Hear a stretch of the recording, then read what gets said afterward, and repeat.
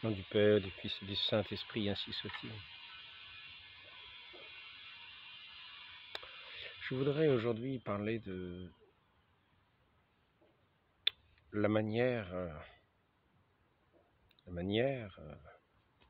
sainte, juste, de représenter le peuple, ou bien alors, comment dire, de diriger, de régir les peuples.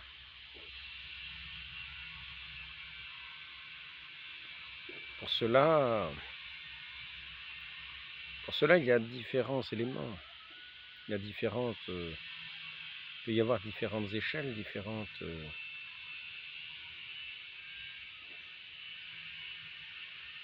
différentes étapes, pourrait-on dire. Différentes étapes.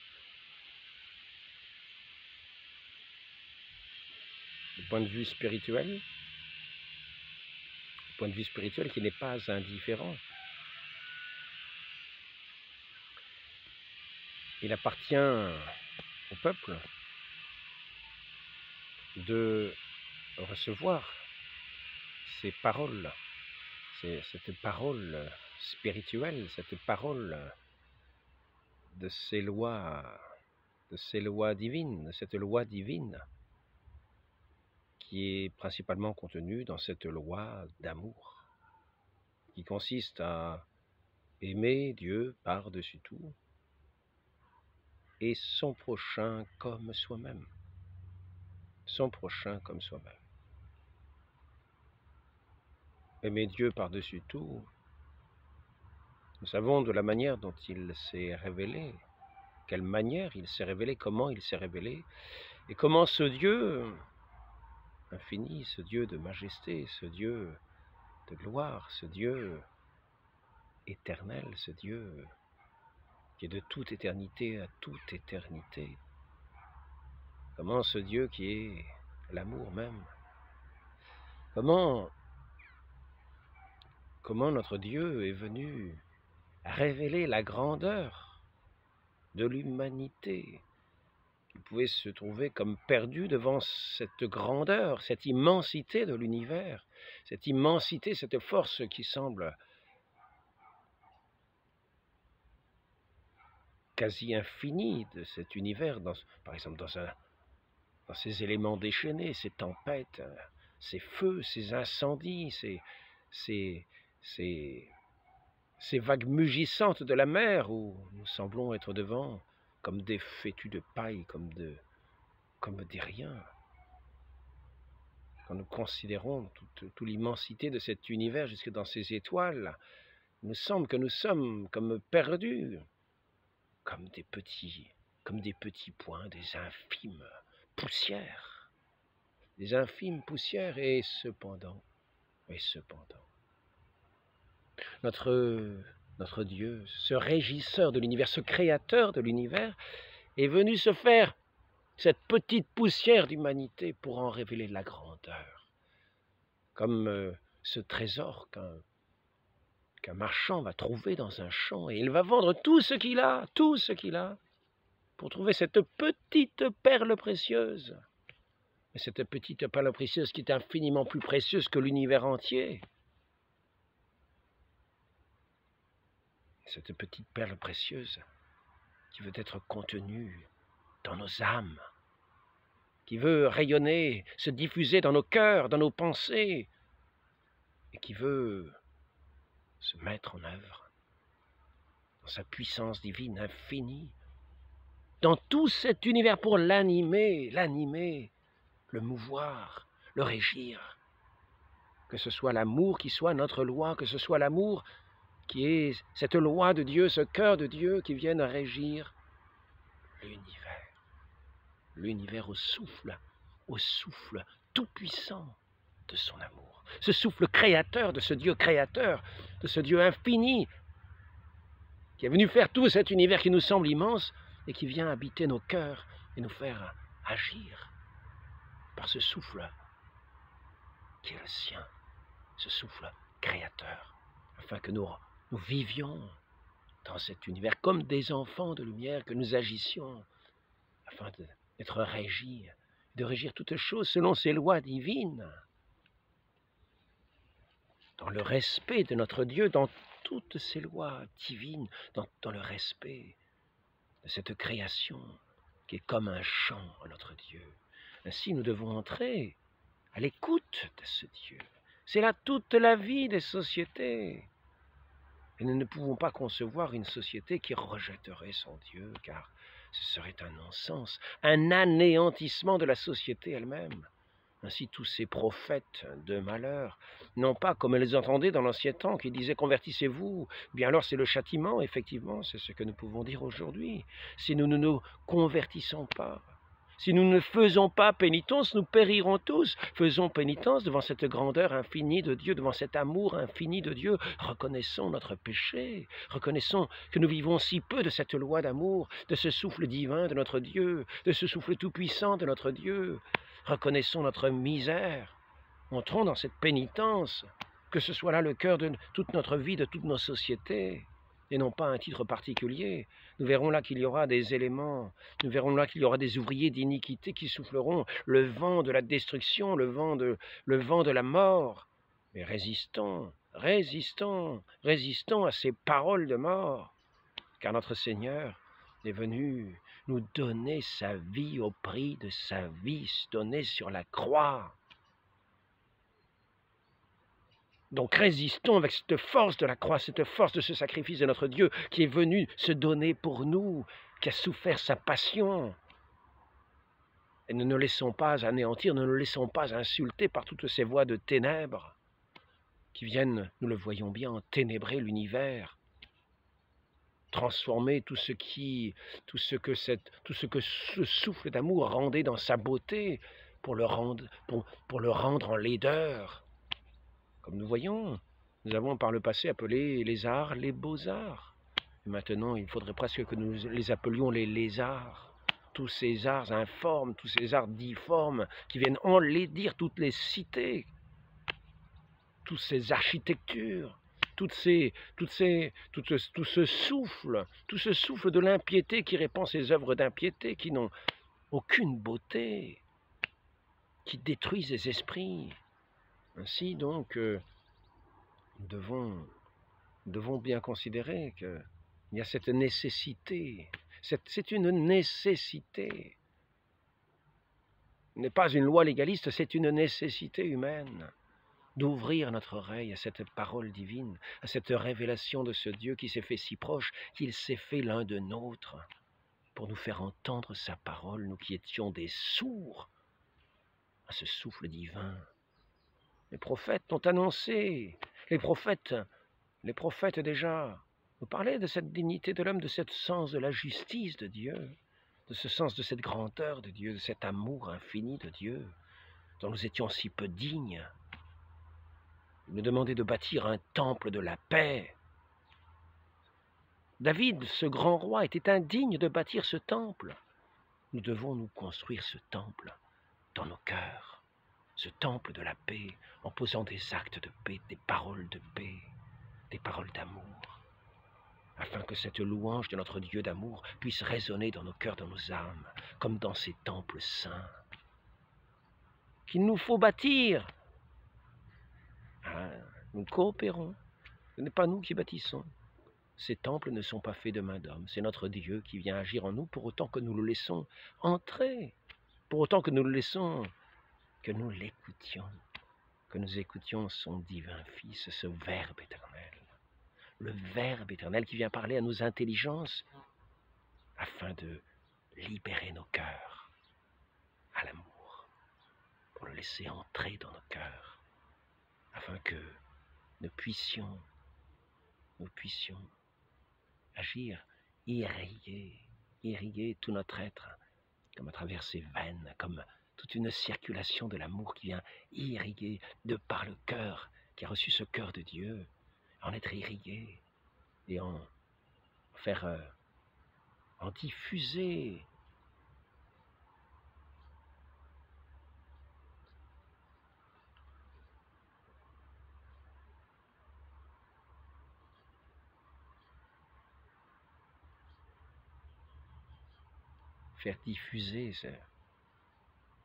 cet amour par ces petits canaux, ces petits vaisseaux, ces grandes artères, ces petites œuvres, ces grandes œuvres, en toutes choses.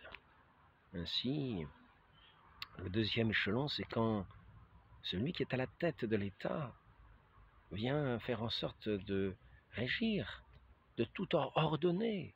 C'est le sens de la tête qui met en ordre, qui reçoit toutes les informations et qui les ordonne de façon à les agencer harmonieusement, de les faire coopérer les unes les autres. Coopérer, non pas dans un désordre et dans un chaos, dans une anarchie totale, non, mais de faire en sorte que chacun puisse coopérer, faisant coopérer les œuvres des uns avec les œuvres des autres. Toutes ces informations que nous pouvons avoir parviennent à la tête. À travers tous ces membres, nous avons des informations qui parviennent à la tête. Que ce soit le toucher de la main, que ce soit ce qui est fait par les mains ici, que ce soit ce qui est fait dans toutes les œuvres, dans les champs, dans les campagnes, dans les villes. Et que tout cela parvienne à la tête selon les préoccupations de chacun, de toutes les informations dans tous les domaines.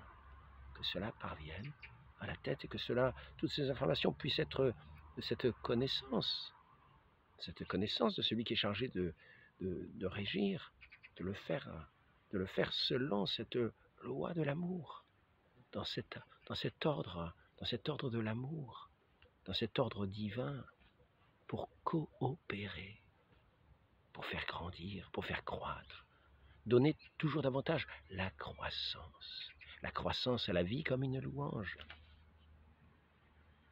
dans la beauté des œuvres divines, dans ce sens de la beauté. Nous voyons ce rayonnement du ciel, comme par le soleil qui vient éclairer des murs, qui vient éclairer des monuments, qui vient éclairer dans ses différentes formes, et faire comme resplendir toute cette œuvre de cette terre, de cette lumière divine.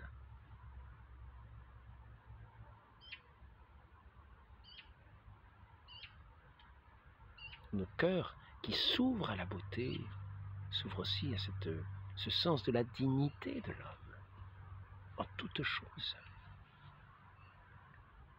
dans le respect, dans la diversité des différents membres, dans le respect. Ainsi, un chef de nation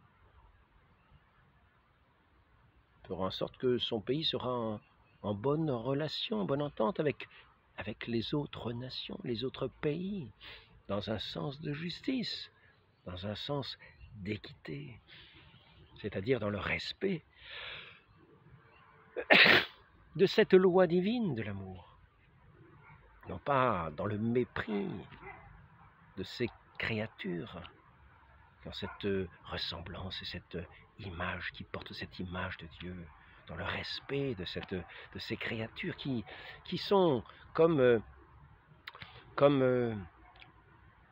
le socle, ce respect qui est de la dignité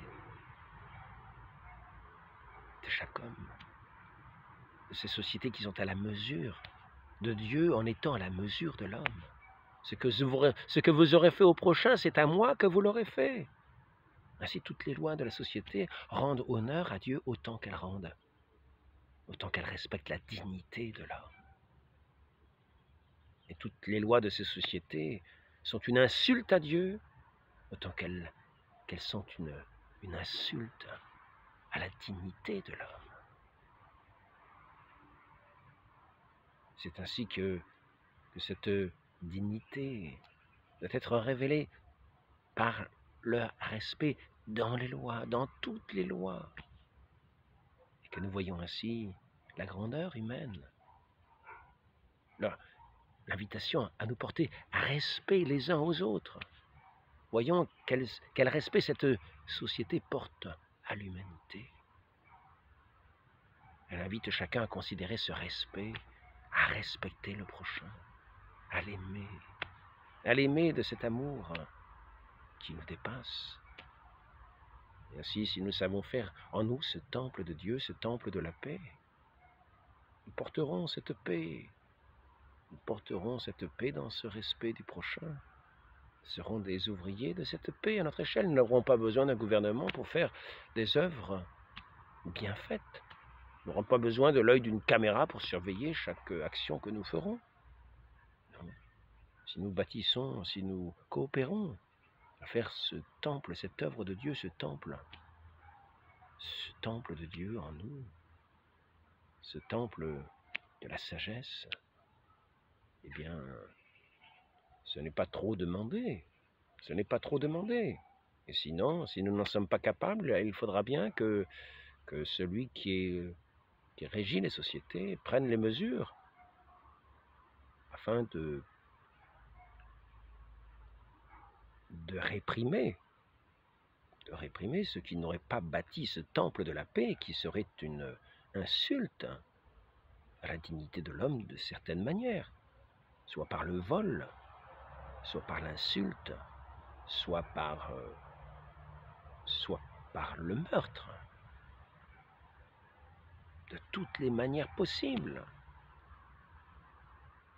Ainsi nous voyons l'importance de cette importance de celui qui a régi, qui est mis comme tête des sociétés, afin de réprimer ce qui manifeste l'indignité de l'homme, de façon à ce que la sanction puisse nous permettre de considérer toujours la dignité de celui qui a été offensé, et que cela amène le délinquant, le criminel, à la repentance devant une peine juste, proportionnée à son crime, pour lui faire prendre conscience de son crime. Et si cette peine est d'être toute une vie en prison, c'est parce que cette dignité humaine a un tel prix, que nous aurons dans cette prison tout le temps de méditer le crime que nous avons fait, et contre le prochain, et contre nous-mêmes, et contre notre Dieu, contre nous-mêmes, en brisant cette image, cette ressemblance en nous, cette ressemblance à notre Dieu, en la brisant dans nos cœurs. Ainsi, c'est de là l'importance, pourrait-on dire, de ceux qui sont chargés de représenter, de porter la tête, de ceux qui prennent de celui ou de ceux qui prennent les décisions pour le pays, des décisions de justice, pas forcément simplement en ce qui concerne le domaine de la justice. Les décisions de justice doivent être prises dans tous les domaines. Il n'est pas permis à un État d'aller en voler un autre. Il n'est pas permis à un État d'aller vous voler ceux qui composent cet État. Tous ceux. Il n'est pas permis d'aller réduire en esclavage, non. Celui qui dirige doit être juste dans ses actions. C'est ainsi que dans des sociétés bien régies de justice, sont de telles sociétés qui portent cette loi de liberté de chacun, qui prend conscience lui-même de ses devoirs. Chacun prend conscience lui-même et de sa dignité et de ses devoirs, selon cette dignité. Une société qui laisse l'injustice quotidienne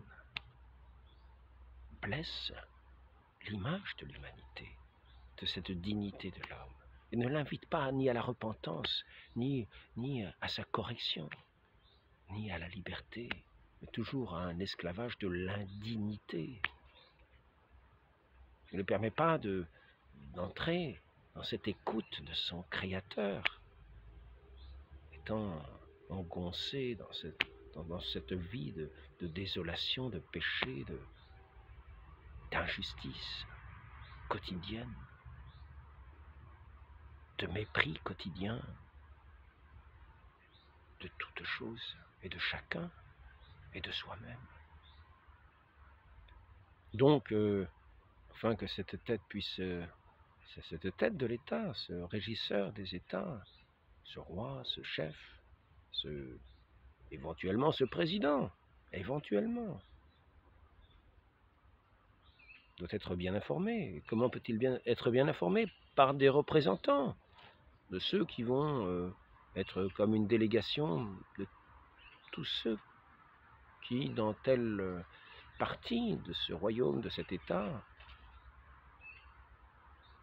feront connaître toutes les préoccupations, tout ce qu'il se passe. Et ainsi, ceux qui seront comme des élus locaux pourront faire remonter à la tête toutes les requêtes, tous les besoins, pourront porter à la tête toute connaissance de ce qui se passe dans ce domaine de ce royaume, afin que de ce royaume, de cet État, de ce pays, de cette nation, afin que celui qui est à la tête, informé de cette manière, de différentes questions par ses représentants, puisse agir avec justesse, et que ces représentants puissent avec l'autorité de ce chef, redescendre avec les réponses apportées aux besoins. C'est ainsi que le représentant n'est pas un chef de parti. Il est là pour rendre compte, représenter, rendre compte de tout ce qui se passe sur une partie qu'il est censé représenter, sur une partie de cet État, de la population qui est dans ce domaine circonscrit, un département, une région, une circonscription.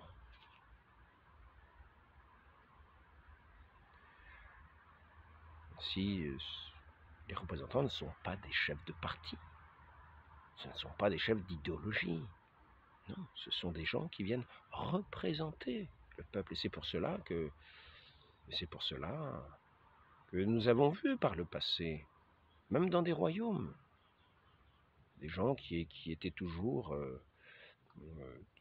qui étaient envoyés par le roi, non pas pour, quand c'était des royaumes, envoyés par le roi pour prendre connaissance de ce qu'il se passait réellement, non pas des chefs idéologiques, mais pour prendre connaissance de ce qu'il se passait, de rapporter les faits. C'était des représentants, même s'ils n'étaient qu'envoyés de mission, c'est le sens du représentant.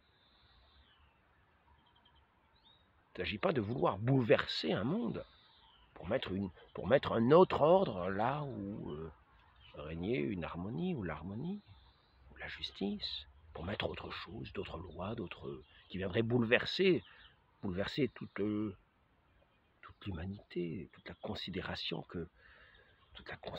portée à cette humanité, toute la considération portée à ce Dieu, qui est, ne l'oublions pas, le cœur de notre cœur, celui qui porte, qui est la cause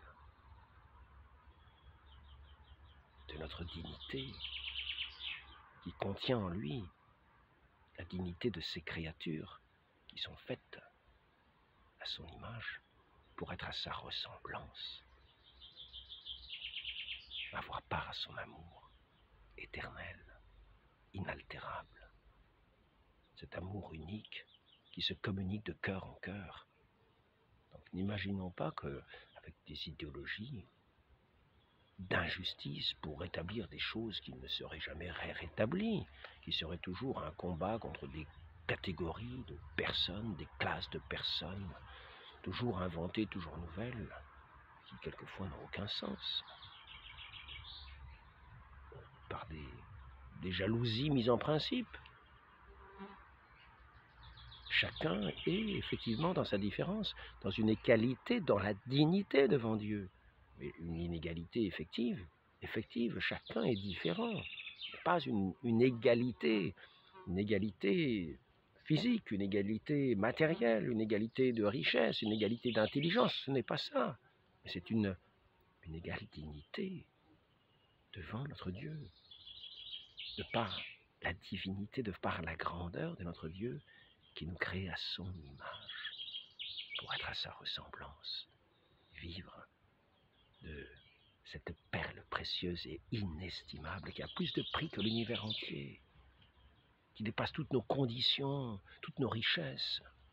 C'est notre unique richesse, ce véritable amour dans lequel réside la vie éternelle. Soyons pauvres de ce monde, ne cherchons pas la richesse des autres. Soyons pauvres de ce monde, soyons comme ce marchand qui vend tout pour acquérir cette perle précieuse.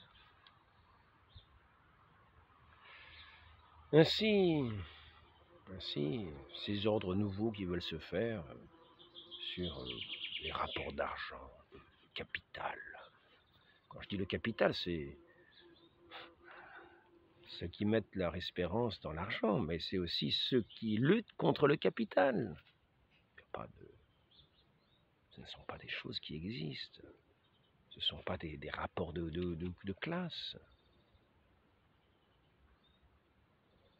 Nous n'avons pas des combats menés les uns contre les autres. Nous avons au contraire à faire en sorte que nous soyons comme des vases communicants et que tout cela passe par la tête qui donne avec justice, qui rend avec justice, afin de régir le royaume, de régir l'État, de régir le pays en répondant aux questions des uns et des autres à leurs besoins, dans la justesse, dans la justice, sans beaucoup plus d'idéologie, et surtout prenons bien conscience, faisons bien prendre conscience de cette dignité de l'homme, de chacun, quelle que soit sa condition. Que ces sociétés soient à la mesure de cette humanité, c'est-à-dire de la divinité de celui qui nous a fait. Ce que vous avez fait au plus petit d'entre les miens, c'est à moi que vous l'avez fait. Là sont toute la loi et les prophètes, nous dit notre Seigneur. Aimez Dieu par-dessus tout, et son prochain comme soi-même.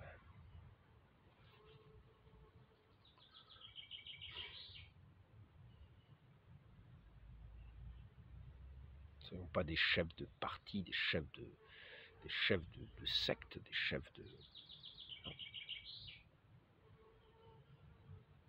Que les députés soient vraiment les représentants du peuple pour faire monter à la tête de l'État les préoccupations des uns et des autres, et non pas des chefs de parti les uns contre les autres.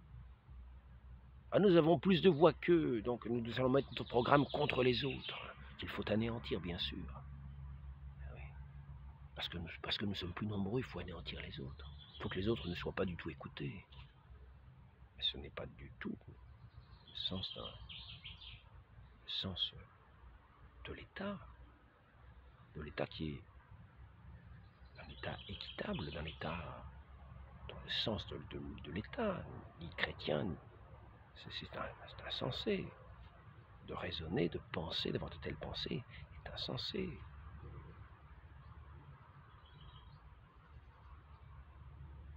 C'est là que nous voyons le sens de l'idéologie. L'esprit de secte, et qui est en opposition avec la dignité de chacun, pour répondre aux besoins de chacun. Demandons cette grâce pour tous ces élus des nations puissent prendre conscience de la dignité de l'homme et ne pas s'amuser à traiter cette dignité avec légèreté dans des combinaisons électorales, dans des combinaisons démocratiques, dans des combinaisons républicaines, qui seraient des manipulations à l'échelle publique, criminelles, manipulations criminelles. Prenons bien conscience de l'importance de chacune de nos actions, qui doit porter en elle ce caractère de justice pour conduire, pour bâtir ce temple de la paix dans une société qui doit être une société de cette paix véritable, de cette entente, de cette fraternité véritable, de cette égalité véritable dans la dignité, de cette liberté des enfants de Dieu dans la vérité, dans l'amour. Et qu'il en soit ainsi, que ce soit là la vraie devise de cette chose publique qu'on appelle République et qui peut être un royaume aussi bien.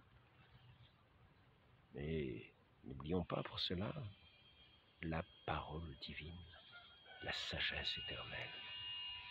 Car si nous y rendons sourds, alors sachons bien que nous irons à la ruine de toute entreprise, et de ces royaumes, de ces États et de ces nations.